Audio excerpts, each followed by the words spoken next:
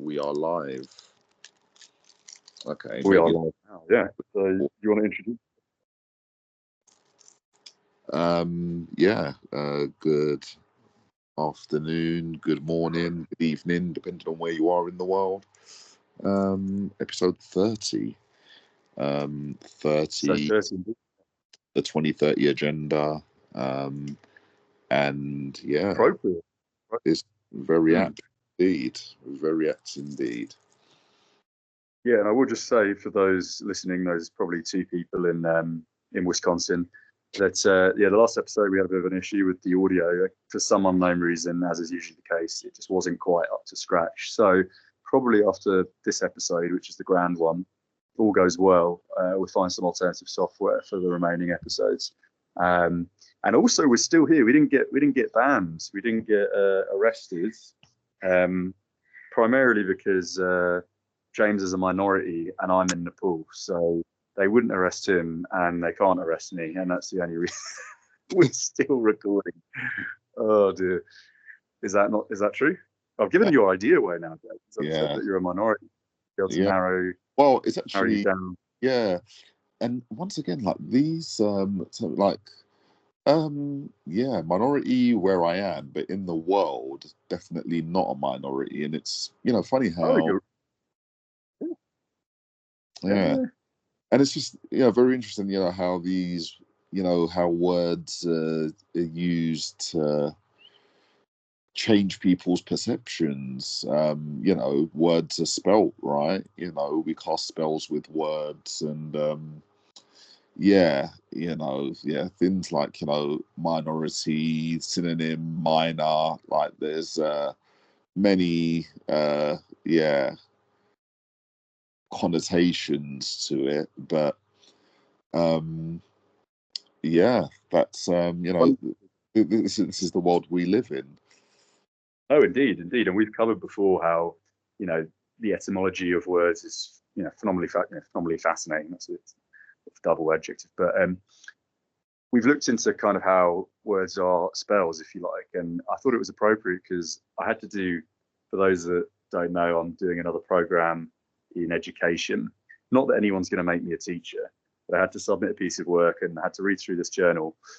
And one of the ladies, or one of the individuals responsible for heading the US system of education at the time, it was some syllabus system that they had in place. I can't remember if it was the 80s, 70s, whatever. Her name, of course, guess what it was? Margaret Spelling. Now, what's the chances out of everybody that exists in the world that you end up essentially heading a syllabus for the United States with a surname that is Spelling? It's all bullshit. We've covered this before with respect to the lesbian who was chief of police for the UK, and her name was Dick, which obviously means penis. So what is the chance that out of all of the people in the UK that can become a police officer and head the entire Metropolitan Police Force, you get a woman who's not only a woman but a lesbian? So obviously there's not many women in the police force, at least at that time, and her surname happened to be penis. Like, what is the chance of that? It's literally, there's no chance. They make it all up. It's all fugazi. It's all farce. It's all theatre. Everything in the world is just theatrical, but people buy into it. So yeah, we could lead on to our 2030 agenda discussion. The European Union's, of course, published agenda for "You will be happy and own nothing." What was his name? Something Claus. I always forget his name. The big fat guy who's got Schwab is his name. Is it Fran Schwab? Fran Schwab? Who? No, the World Economic Forum guy who says that you'll be happy and own nothing, isn't it? World Forum, yeah, Claus, something Claus, like Santa Claus, isn't it? I thought. Klaus Schwab. That's it, not Claus. Yeah. Klaus Schwab. Reminds me of swab. He needs a good swab, some disinfectant. So the 2030 scenario, I guess we're going to be looking into, because you sent me a link, didn't you, yesterday? Yes. Just a more theatre, which was Vladimir Putin, who's a character, just like the rest of them. These people aren't real. Doing some live feed about how he's going to nuke the United States and Europe. And it's reached that point where you think, do people actually buy this? But then you do realize that a lot of people still sit in front of the TV, or a version of that if it's through the internet, things like Netflix and stuff. which is all controlled. Everything always has a political narrative to it. Even if you think you're watching just a rom-com on TV, they sprinkle a little bit of their spelling magic into everything. So that there's always a political agenda at hand. No movie is going to get $50, $60, $70 million in funding unless there's some kind of angle on it. And yeah, we know that from numerous examples. But yeah, what were you going to say about the whole Russia, the war games stream? I suppose we look at the economics of it, right? It's at a time just after the actor Trump has been elected as well. At the same time that just at the time when people are profiting from what they call decentralized finance, obviously with Bitcoin going over 100K. And the timing of it is obviously very clearly economical.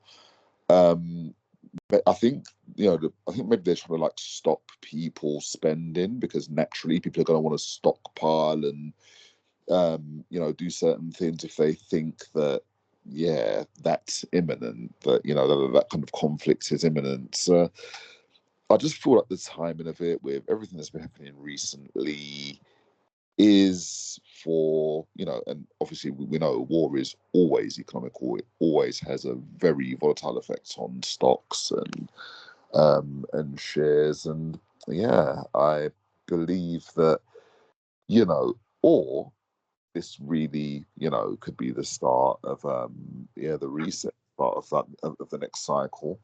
We know that the reasons for these things happening are not what they're telling us, right? So we know that Putin says, "Oh yeah, the West are fighting a proxy war."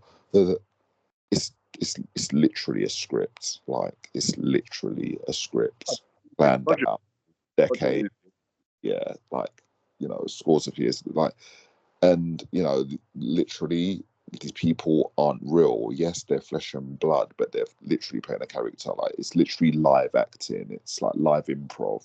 It's flesh and blood. I think we've reached the point where robotics is so advanced that there's the example in just the makeup, the general progression in that kind of respect. We've seen a live video of Joe Biden pulling the skin off his neck about 5 inches.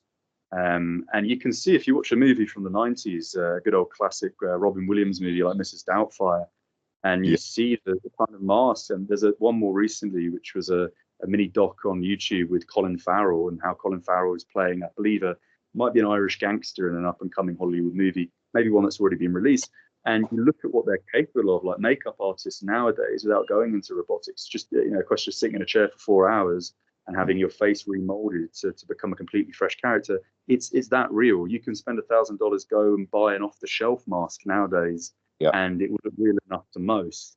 And people don't comprehend that everything that's available to them now was already invented 4 or 5 decades ago. And that's basic business practice. It's not conspiracy. It's just what you do as a corporate interest to safeguard your assets. And that's a positive way of looking at it, without, of course, the true girth and true substance to the origin of their decision making. Because of course, money is fictional fugazi, just like the rest of everything. It's not real. They can print as much as they want whenever they want, and it will have no economic effect whatsoever, because economic practice, or the political economy as it should be more logically called, is again just something that is fluid. It changes from year to year. No one can explain it. Even if you're a professor of economics and you've studied at Heidelberg or LSE or wherever for the last 15, 20 years, by the laws of logic, the system should collapse, should it not? If you've got 1,000 or 2,000 or 3,000 years worth of debt, then the system no longer is valid. The system doesn't work. It doesn't function. So how is it functioning?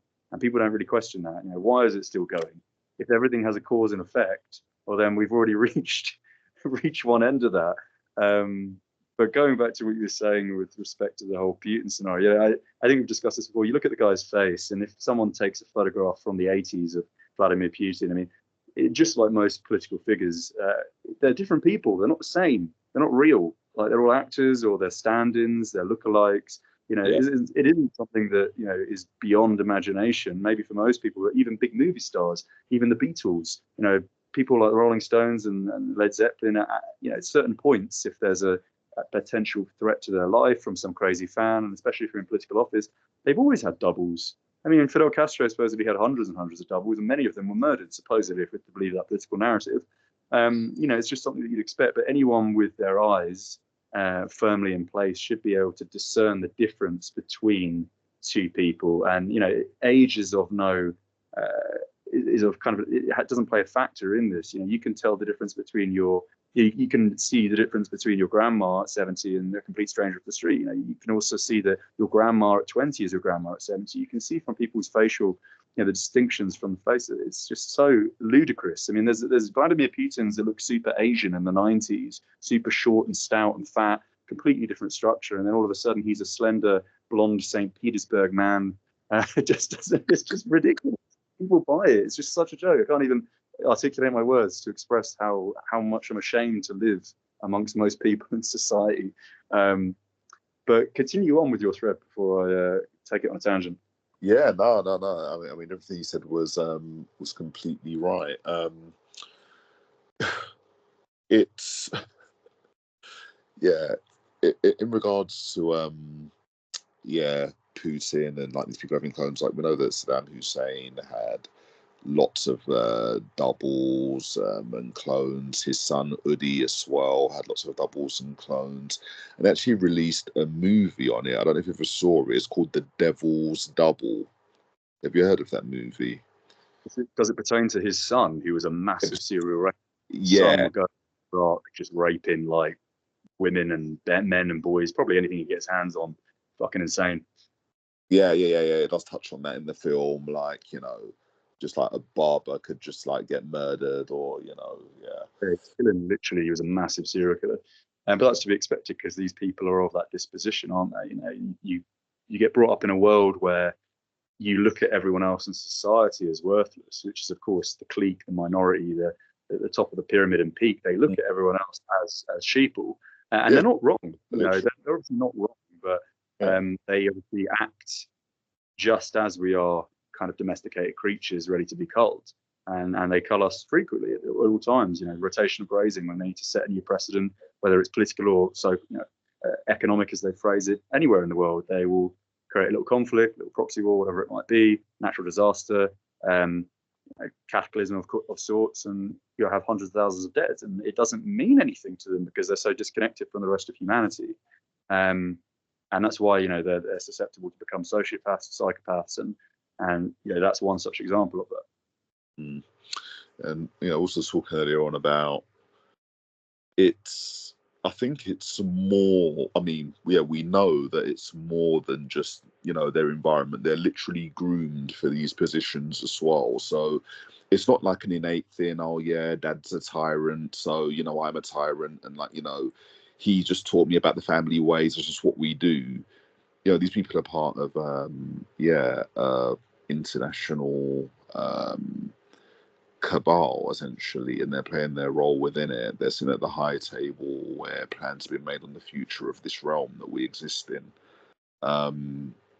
You should continue with what you sent me, the little picture of what's his name as a little boy. Right, okay, yes. So, like we look at people like, Justin Bieber, etc., and we kind of see them as these they're Illuminati, or you see these like stars that maybe put in like an hand over their eye, and in some cases maybe they did have a family member, but a lot of the time they've been born into like a satanic coven or some kind of childhood, or Papa was a Freemason, or they've been kind of groomed into these positions. It's a tough one when literally you're playing a role, and if you don't play ball, you're going to be murdered. But probably. So yeah, Well, I think that's punishment when you join a fraternal organization, even at lower levels. With respect to things like hazing and the initiations that people go through at college level in the United States through sororities and like I said, fraternities, many of which go back 300-400 years. The very kind of moderate level ones, you'd be expected to get fucking destroyed on 2-3 bottles of vodka and humiliate yourself. Then, of course, you've got the 322 Club, Skull and Bones, George Bush, you name it, all the big kind of members of the political elite, they're expected to masturbate in a coffin with all other men watching them, which is pretty normal. That's pretty substandard. Again, people don't understand that that is a part of society for the vast majority of people. In the military, I used to know a Dutch soldier, special forces, and he would tell me all kinds of gay shit, the kind of stuff they get up to as a mechanism by which to bind them together and to unify them into one brotherhood, as they call it, to make them a team, if you like. They've expected to do all kinds of stuff, and of course it's usually sexual, because that's something that's, I guess, more taboo in most societies. So it can be drugs, it can be alcohol, it can be all kinds of things, but usually it's sexual. And then you reach the level where there's an organization that perhaps is for the elites, the very highest echelons of society. Now, just having a gangbang or raping someone isn't enough for them, so that's why they have to introduce children. And children are really, really important for these organizations, because a child usually, for the most part, is the most important thing to any family. So if you can control children, you can control society. And of course, if you can find people that are willing to hurt children, then you have not just a group of people that are absolutely sociopathic in nature and therefore can be utilized for your own benefit. But these are people that are addicted to something that is so taboo that they go out of their way to retain that. If they're getting access to something they can't get access to anywhere in the world, you've just secured a complete block of loyalty. You have utter loyalty from these people for the most part. But on occasion, when these people do break the rules and regulations, the contract, if you like, we all know that they have to sacrifice one of their kids. And a perfect example of this is, I always forget his name, the British singer, famous guy. 5 children he's had, 2 of his own, and through marriage, and 5 of them have died. And it's fucking insane, the deaths. His very first child fell out of his New York apartment skyrise and splattered to the ground. And then he has another child that died in his teens, and the other 3 are from 2 wives who had children with previous men. 5 children died. And if you look at Heath Ledger, another example, Heath Ledger was killed because, again, you get that contract to success by selling your soul, and they have the right to return at any point and say, okay, so now we want your daughter, we want your kid, we want you to do this, that, we want you to dress up in a dress and pretend to be a transsexual. It's all about humiliation. Humiliation ritual has been something that has been promoted since the dawn of time as a mechanism for that bind that I've earlier spoken about. Heath Ledger was supposedly killed, if we're to believe this. It could be a conspiracy theory, but again, it aligns very much to what we already know as objective fact in other respects. But they wanted to basically take his daughter to Clubhouse and rail her, as is the case with many of these celebrities. We've obviously seen the Prime Minister of Britain was a child prodigy of Jimmy Savile, the greatest rapist in UK history. He also became the chief commissioner investigating his child uncle, shall we say, and refused to find any evidence proving that he raped over 400 victims, which of course only came out after he died. But anyway, that really is the crux and the key to everything. And we have discussed that before. If you find the most important thing in society, which for the most part is people's children, when you control the kids, you control the people. And really that's at the forefront of all of these discussions. And there's a movie out, it's called The Substance, which is kind of, it seems like they're basing it on, like adrenochrome, which is, a stress hormone that's supposed to be released when, especially young people are fearful. But yes, The Substance is, maybe something to watch in regards to, them letting you know how they do things. That will kind of give you an idea of what we're talking about. And one of the other reasons why children are important to them aren't necessarily just for, control of their minds. It's for what they can do with their bodies too. And we know harvesting and organ harvesting and all of these things, are going on. And it's it's a very sorry state of affairs. And on that note, James, let's transition to hot yoga. Hot yoga is better than normal yoga for some, because I suppose the muscles are loosened up already, You create more heat shock proteins. Obviously, under high heat, your body's more likely to be detoxified. And it's just, I suppose, that it saves you warming up. It's like a natural warm up. Um, so yeah, Is that hot. true? Uh, The um, detoxification? le- sorry, say that again. Is it true that you kind of release toxins at higher temperatures? I mean, it sounds logical. You sweat out substance. Yeah, World yeah. cultures have obsession with chilies and all kinds of peppers and whatnot. But I mean, what was the evidence behind that? Is it just objective fact, or is Well, there really something well, moving there? with saunas, there's a fact. There's a doctor called Rhonda Patrick, and if you just Google Rhonda Patrick sauna, any listeners, and she'll take you down on a deep dive of sauna and what heat does, and how heat's beneficial. There's a reason why normally it's not necessarily just the sun when we go away on holiday and we feel good when we're walking, along sunny beaches and things. It's not just like, the vitamin D, as it were, which is actually a hormone and not a vitamin. It's it's also, what was I going to say? The a few hours sleep. The way, wow, what was I saying? It's gone out of my Talk head. about Rhonda Patrick, Right. Okay. and Yeah. Yeah. in. The sauna. So it's not just the way you feel it is actually like heat shock proteins and and other things that actually detoxify your body, and that's the reason why you feel better when you're in a foreign place. It's not just the vitamin D; it's the actual heat itself. You find that injuries, increases blood flow, circulation. Countless benefits to being in a warm environment and have a bit of stress, a bit of heat stress on your body. And cold stress is important to have on the body as well. Anyone who's familiar with Wim Hof will appreciate that. Just look into his work. But yeah, having been able to tolerate cold as well helps the body, recover and repair in certain situations. Once again, it's that duality, isn't it? It's all about balance. Literally, hot and cold treatment is like one of the most effective treatments that there is. Intermittent fasting is one of the best diet habits. Like, don't eat for 12 hours and then, eat, all of your calories within like I don't know, like an 8 hour window or 6 hour window. And, all of these things are proven to be, beneficial. But yeah, absolutely, everything is about balance. Even when you think about, people that drink and people that don't drink, it's like, you might have a drink now and again, and that's something that might de-stress you.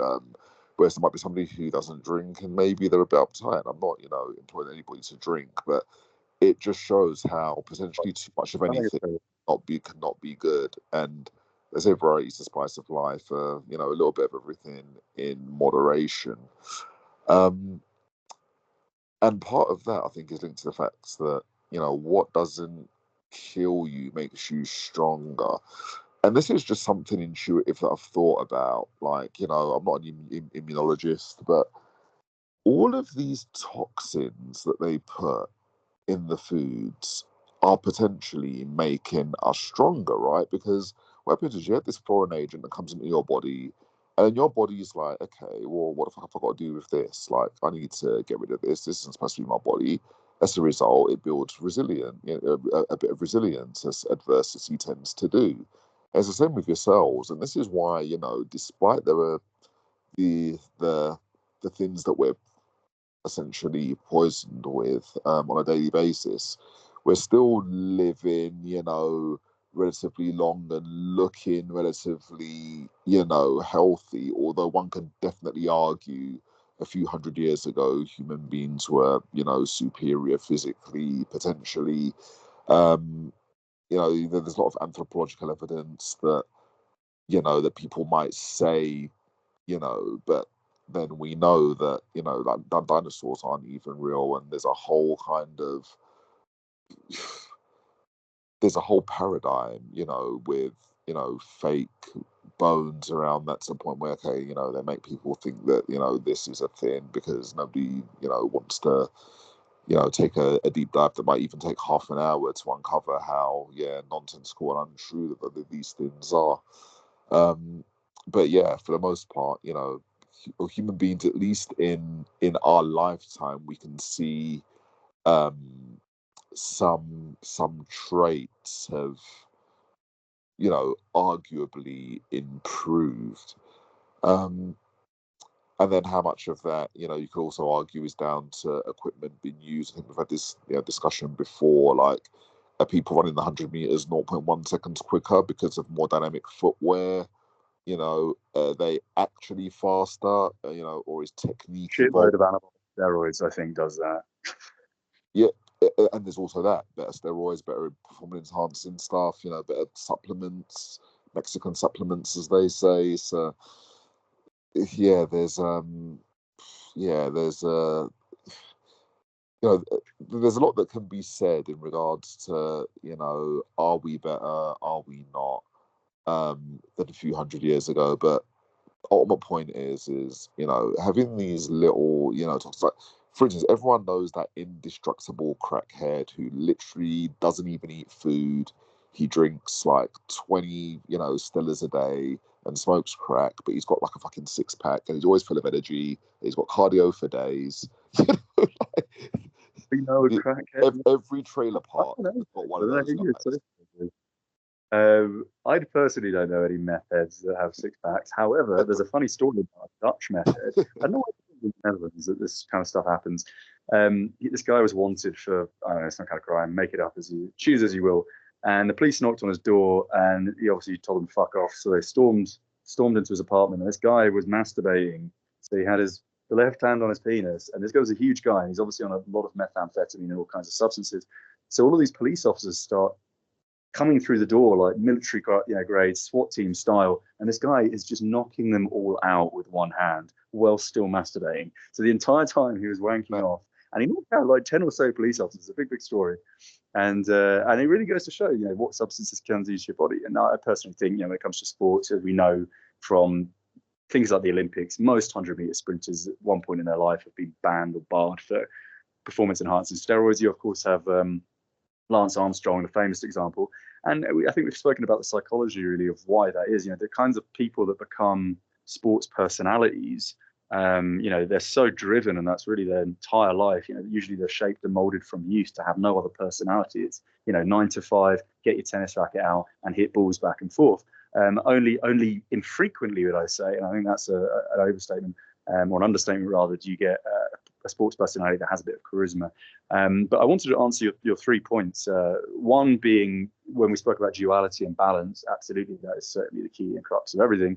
And that's also the reason why society is kind of so, you know, it's molding. It's you know, it's itself. It's aligned to pretty much one side of the spectrum. It's people don't have the time if they work 9 to 5 to ensure that their life is balanced. And all these things you spoke about with respect to fasting and, you know, the Wim Hof and all that kind of stuff, even the saunas and, you know, pleating out those toxins within your body that for sure most people are eating, because all the crap that you see in today's kind of society, whether it's fast food chains or, you know, instant noodles, everything's got to be fast and quick and cheap. And of course, with that comes a sacrifice of your own health. And the other thing was, what was your other point? You said something, oh yeah, we were talking about the dinosaur bones. Yeah, I mean, that's all bullshit. Anyone with half a brain knows that's all nonsense that came out around the time of Darwin's theory. Darwin was an open Mason as well. And the whole purpose of promoting science as a kind of a discipline that you can't argue against is to replace spirituality with something that's controlled always by a human. And therefore, you know, if you have the pyramid scheme that we have today, the society of the absolute, and all else other, those with this infinite power and prowess, they can always claim science in their favor by which to manipulate the rest of society. And that's really the aim of the game. Whether you want to call it God or spiritualism, or, you know, whatever the alternative to that is, they don't want that, because it's something that can't be explained through their system of books and resources. Everything they want, they have to come back to the, you know, oh, it's on page 9. Why don't you get your kid to read it in his school chair? You know, it's the lack of freedom. It's a form of imprisonment, and again, that's why people have been migrating from from rural areas to cities for such a long time too. That's all been part of the plan. And then when they're in a city, when you take the architecture of, say, or the city planning rather of Manhattan in New York, this grid formula, you see it in Islamabad and Pakistan as well. Grid formula, it's to program people into doing things that are predictable. It's essentially, that's what it is. It's comparable to a motherboard. If you rip open your keyboard or you take the back of your laptop off, that's essentially what the system of living has become in many places. This grid formula where life is predictable, and using kind of analytics, you can essentially predict the future. And when you push people into a situation where they don't have enough time to go out and explore, they don't have the funds, they don't have the resources, that they're going to be in that place at such and such a time, and they're likely to be buying these products in the supermarket. And you can even make them buy products you want. It's so simple. You give them all these discount cards and these codes and these applications, which is being pushed and fronted now everywhere. And then you say, okay, so the McVitie's chocolate digestives are 50% off tomorrow. What's the probability that a load of people that already buy biscuits are going to buy those biscuits when they're 50% off? You can control everything people eat. You can control everything people drink to the greatest extent. Like, for the most part, 99% of the time, you can ensure that people are going to be buying what you want them to buy. And that is the purpose of making this physical currency format that we've had for generations purely digital and aligning it to a social credit style system that is being adopted in China. And it's a way by which to completely predict the future. And then you become the literal, metaphorical, whatever, the God. You become God. You become the controlling entity of society once you know how to manipulate human behavior almost in its entirety. Literally. Pawns, cannon fodder, sheeple, we're the mice and they're the Pied Piper, metaphorically speaking. And they will literally lead you to your death and play you a fucking happy song. They'll give you Coca-Cola in a nice fucking red can. They'll give kids chicken nuggets with some kind of stripping agent in it, in a nice Happy Meal box. It's a Happy Meal. I mean, yeah. But once again, the downside, they try and kill us, but sometimes when they try and kill, it just creates like a hyper immune system. But yeah, I mean, they're definitely, there's lots of like new turbo cancers and things like that came with the didgeridoo stabby thing in the arm that they gave to lots of people. And yes, by all means, they are, getting people, but it's not necessarily enough to affect the population, but it's enough to feed the pharmaceutical industries, and that's what they want. It creates a lot of industry. Sick people creates industry, as we know. And yeah, that's a lot of the reason why these things are introduced. It's not just for it to be a preservative. It's not just for it to save money. It's actively to make people unwell, because the pharmaceutical companies, the food companies, the weapons, like, they're all the same. They're all the same. They're all the same. Like, most of the corporations, as we know, come under Vanguard, BlackRock, and these sorts of things. These sorts of corporate entities, these behemoths, these multinational corporations. Yeah, they've got the world in a chokehold to an extent. But once you're aware of it, you just avoid their products, and and you don't play into it. So yeah, pretty much all mainstream products essentially uh,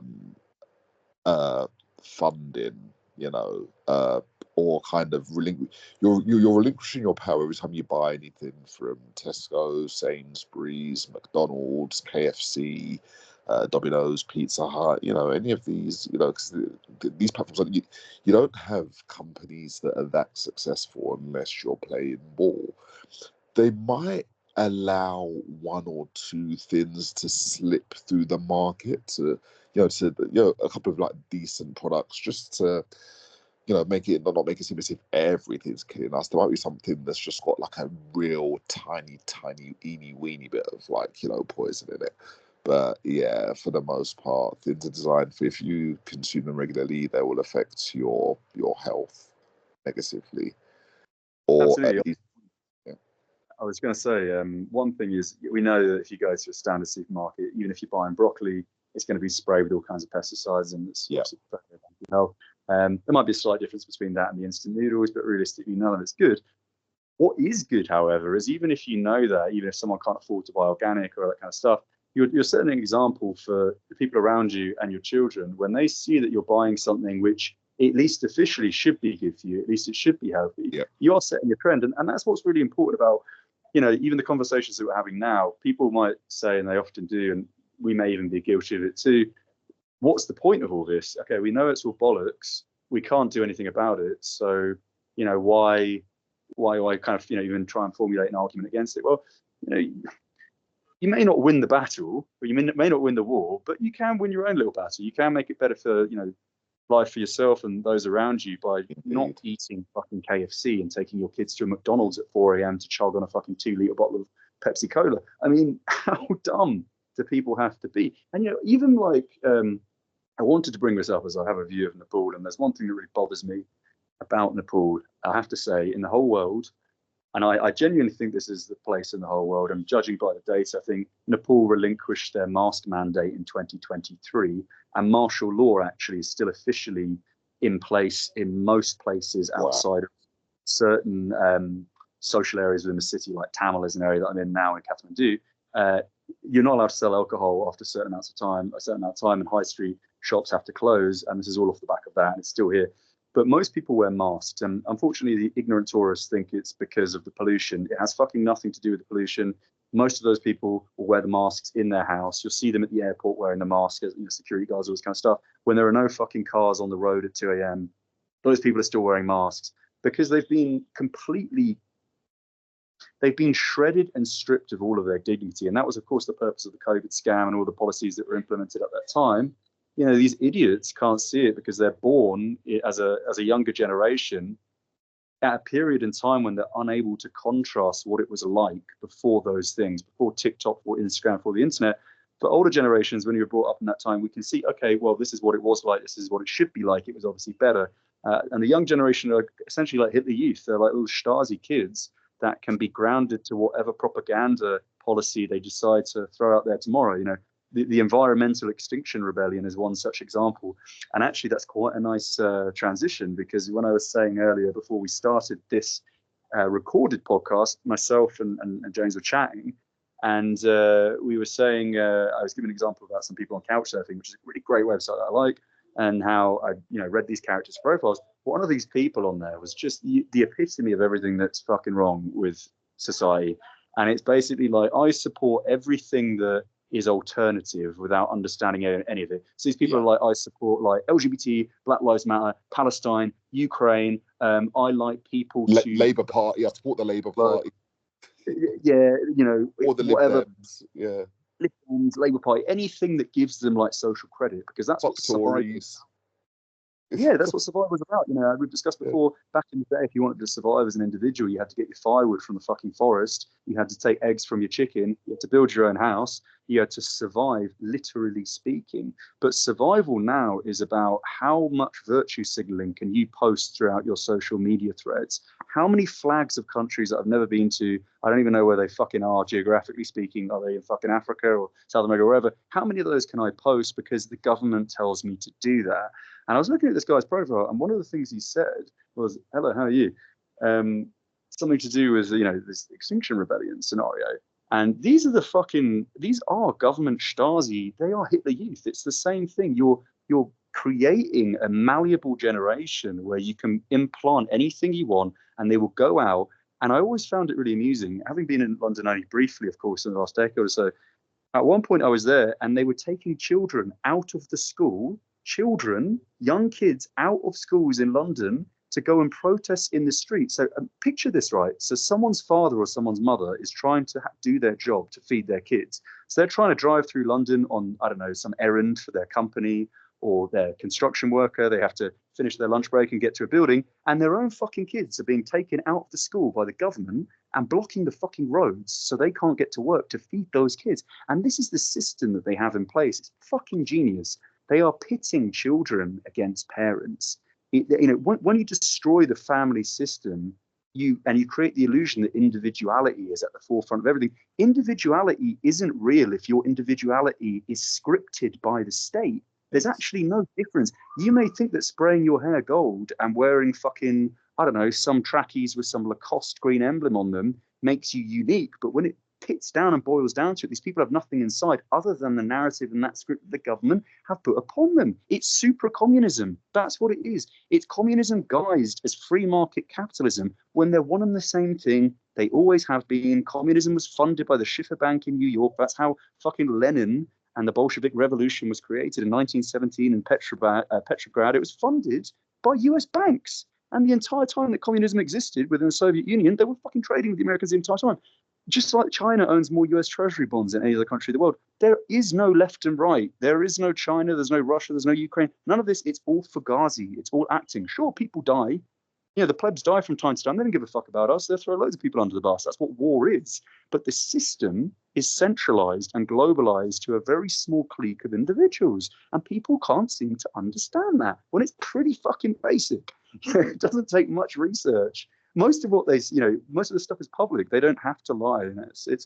It's just insane. And I just thought it was funny to share that transition with the Extinction Rebellion, because this person's from Asia. So they went all the way to another country to protest about something which doesn't affect them in their own country in any way. So it's like going to another country to explore someone else's culture and then literally fucking their culture while you're there in the name of culture. People are delusional. So it's just fucking unbelievable. Anyway, so yeah, that's what I was. We will move on to something more comedic as we're coming to. Go back to something a little bit comedic. So back to that story that you were saying with the guy that was having a wank. You made a couple of the other guy that was having a wank and like the police knocks on the door. Yeah. Right. So I don't know if you noticed this, but there were like some like high level puns in like your wording.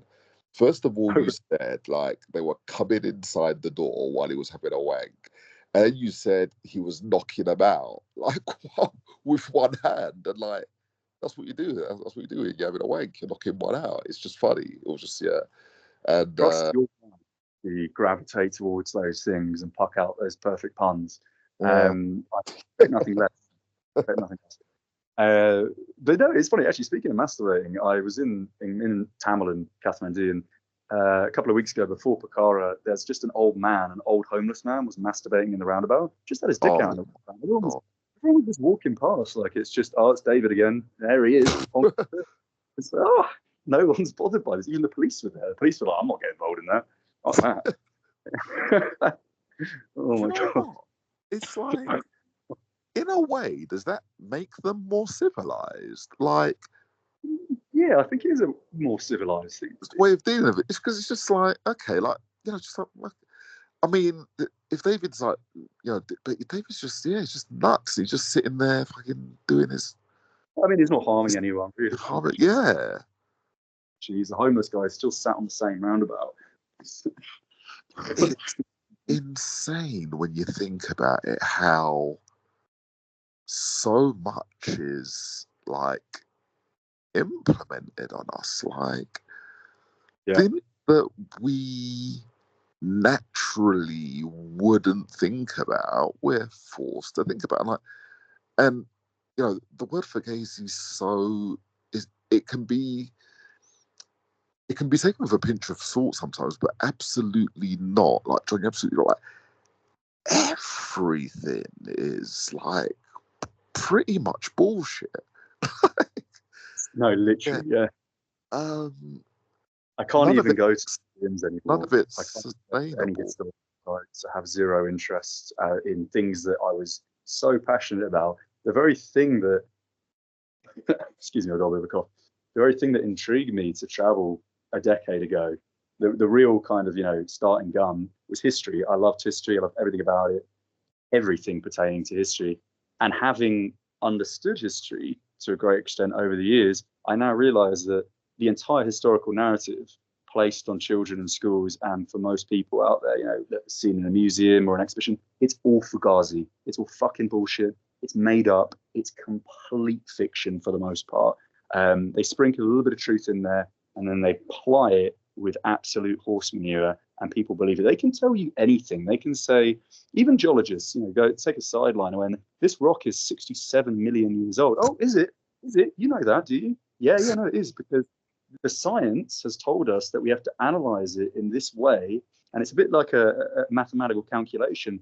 Because of said things in said scripts and texts, it can only be 67 million years old, and it can only be called this, and it's from here. And that's what they do with history as well now. You know, you get some archaeologists, some alcoholic 24-year-old on 24,000 euros a year will dig a hole in central France, and they find a bit of pottery, and they say, oh, we found a bit of pot, and they take it to specialists to say, this is Roman Samian ware, and because of that, we believe that several hundred people used to live here in a mansion 2,500 years ago. It's fucking bullshit.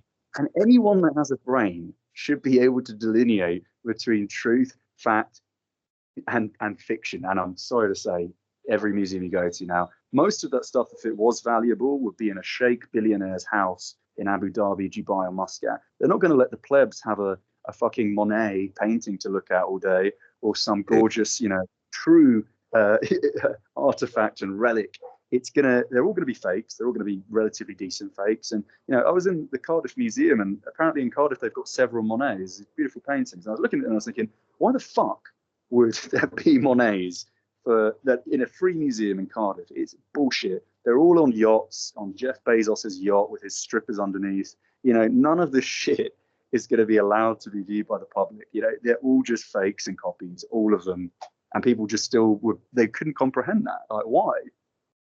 You know, why our government loves us. They allow people to evade tax. They initiate war and kill millions of people. Why wouldn't they give us some Monets? Why? People are so fucking. Anyway, man. Yeah, and maybe people are, but people are like slowly in some ways, in some very, very normy ways, seeing that things aren't as they should be without like looking, you know, very deeply. And maybe that's enough for them to start posturing about you know, pressing the reset button, keep people back in their boxes again. You know, it's psychological warfare as much as it is ballistic warfare. And yeah, and it's against the people. Yeah. So yeah, I'm here. I was just going to say you should end because we're 47 minutes in. So the last 10 minutes of this podcast, we should talk about New Year's plans. What are you going to do? And then when it actually comes down to the New Year's, we can see if your predictions or your desires actually came true. So in terms of a resolution for the new year, resolutions or just your general plans for that period? Right. So the new year for sure. Earn like more money doing things that are extracurricular, whether that be selling stuff or investing, absolutely for sure. Get out of England, definitely high on the list. Like something, yeah, definitely. I want a job that's remote that I can, you know, just travel with. I want to be, you know, some kind of like digital nomad kind of life. It's just nothing else makes sense. I don't want to bring any children into this at the moment. So yeah, you know, I'm just happy to live and go to places and just literally just enjoy life for what it is. It's like I want to do this on my terms after years of fucking playing the game. I definitely want to do things on my terms. I mean, they've been doing things on their terms, right? They've kind of had us, or had a lot of us anyway, doing like a skip and a dance, 8 hours a day, 40 hours a week, for relative, so yeah, it's just about doing things for myself, being able to do what I want, focus on upscaling things like my nutrition, health, fitness, be more edified, learn more, and not in a necessarily in a curriculum sense either. Although I've started the next part of the coding course. I don't know if I told you that, but yeah, I've started doing that. I just handed in my first assessment yesterday, and that could be something obviously that I could travel with. And it finishes in February 2025. This course. So yeah, this level, should I say? So that's basically the gist for 2025. Yeah. What's yours? What are you thinking? Oh, and dodging missiles. Dodging missiles. Well, they might be thinking that we're both, I don't know, 140 kilo men with Xboxes and sweat dripping down our palms, and that we're speaking about things that we're never actually going to undertake. But James, you're already pretty into your health, aren't you? You could say you're super fit. You're a bit of a kind of health guru, or a health guru. That's a party animal once again. It's about balance. Like you said, you drink a lot, you party a lot, but you do go to the gym pretty much every single day, and you watch what you eat, and you even watch what you drink, don't you? You don't drink. Yeah, I watch what I don't drink excessively. I'll stick to ales and gins with quality mixers, like quality things that have been like distilled, better. One would hope. Generally, with some things, you do get what you pay for, and alcohol's one of them for sure. Vodka that's 5, 6, 7 times distilled compared to triple, or double. It's it's like one's like drinking paint stripper, the other one's like it feels like you're drinking spirit, literally. So yeah, not The lifestyle in London to have a taste for fancy alcohol in one of the world's most expensive cities. Probably better to take that elsewhere. Yeah, I mean, this is why I generally these days I'll generally stick to ale, but I'll do occasionally. I will treat myself to a shot, or just buy a bottle of it, and you have that as a pre-drink before you go out, and then when you go out, you stick to the beers. That's normally a good bet. But yeah, a very well planned strategic pre-drink can set you up nicely for an evening, and just I suppose once again pacing yourself. You don't necessarily want to get obliterated when you go out, but yeah, enjoy a regular social drink. Absolutely. Yesterday, how many beers did I have? 1, 2, 3, 4. Yeah, I'd like about 4 beers, a couple of shots. Yeah, That's already about £50. Just a few drinks in London, right? 50 quid. What you've just said there. £7-8 a pint in a it's actually it's 7. So 4 times 7, that's 28, and then 2 shots at £6 each is 40 quid. It's 40 quid. Euros, like just in probably a couple of hours.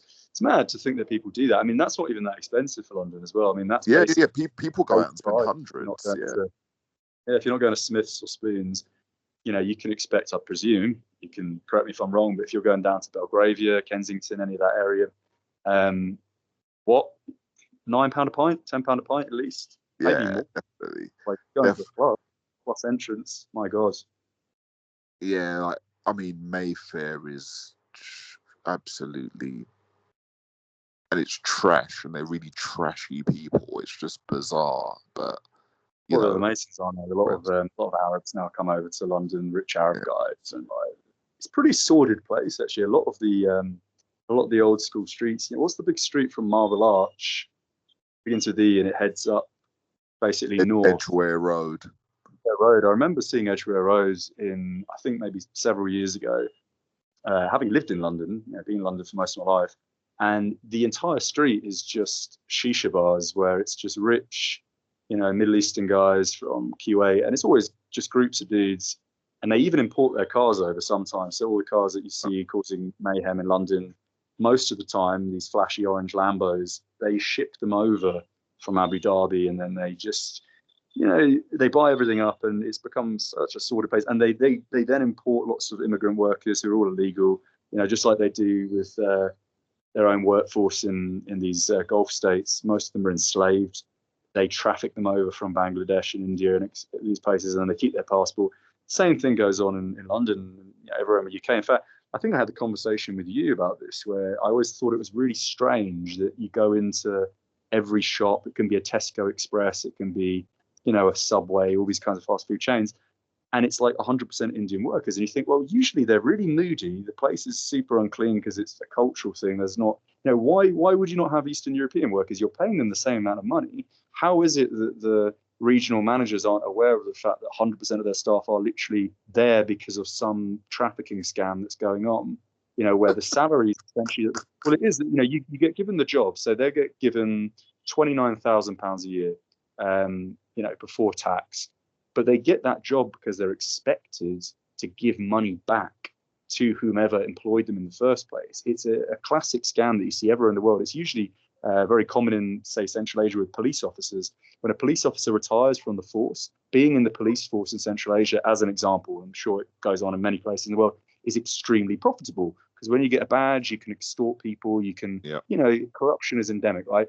So you buy that position, it gets bidded out, essentially. It's an auction. So if I'm a 65-year-old police officer and I'm retiring, I then sell that position to the highest bidder. And that's what happens with a lot of the workforce in the UK and London now. Like a sizable portion from Bangladesh, from India, they're brought in, they pay crazy amounts of money. They pay like 15 grand to get the passport, to get the permits, the work, visas and whatnot. And then the job will be given to them, but they have to pay for that job. So out of that salary, they have to pay back that to whomever was able to get them those employments. So that's why it doesn't make any sense, does it? And this was even when the UK was in the EU. You see a disproportionate number of workers, when you have intelligent, native English-speaking, hard-working, well-educated people from, say, Eastern Europe or anywhere in Europe for that matter, wanting the same jobs. All of this stuff is just so obvious for people that have their eyes open. But unfortunately, most people don't like drinking vodka on, on a big bender in some strip club in, I don't know, Shanghai. Most people are very content with boring lifestyles. I don't know what I was getting at there, but I feel like it's time to wrap up. We've hit almost hit the hour mark. That was episode 30. Any final points, James? Anything you want to kind of on? What I would say is Something deep. Yeah, Sean. it. Go on. Release the energy. What I would say is, like, in regards to these people that are like coming over on these like employment kind of scams, like they're brought over with the documentation, given a job. I find that that's more in like these small supermarkets that they're doing that, and like in family, it's like actual Tesco, like obviously Subway and these people, like they definitely do it. They definitely do it. Absolutely they do it. But to what scale? And have any of these rings actually been like picked up by like the mainstream? Like it, or not even the mainstream. Like, have any of these like rings been actually, identified? I don't think most people can identify it. As we've discussed, I guess, most people are feeding their kids Coca-Cola. People don't have the time, to be honest. Like if you just break it down to the number of hours in the day, you get up for work, you go to work, you come back, you got to pay the bills, you got to send your kids to school, insurance, all these kinds of things. Got to go to the supermarket, eat food, and have pleasure time during that period. People don't have the time to think outside the box. But with respect to the, excuse me, my cough is coming back. With respect to the the workforce being primarily of that, let's say, distinction, I that's what I've seen. I would say is very much the case, and not just in London. You go up to places in Edinburgh and Glasgow. Of course, you're going to see it less in the bigger businesses, the bigger bigger kind of corporations, because it's more difficult for corruption to kind of retain any prominence within, say a big Subway chain or KFC. Eventually, it's going to become a little bit too obvious when, health and safety and food standards come along and they see the place is a fucking shithole. Then usually people get fired, and you get sprinkling of genuine employees after that.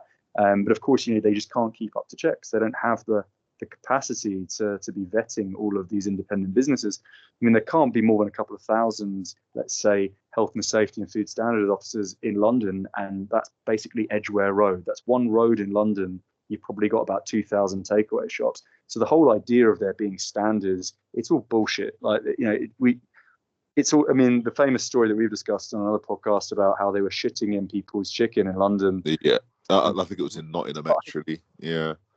It was actually, they weren't just shitting in everyone's food. It was actually Muslims shitting in non-Muslim people's Yeah. When people got sick, they sent which probably took years. Honestly, it was probably a fucking waiting list. And when you look at half the places, not just in London, just any biggest city in any metropolis, you look at some of the food places and you think, "Fuck me!" Like, how is this still open?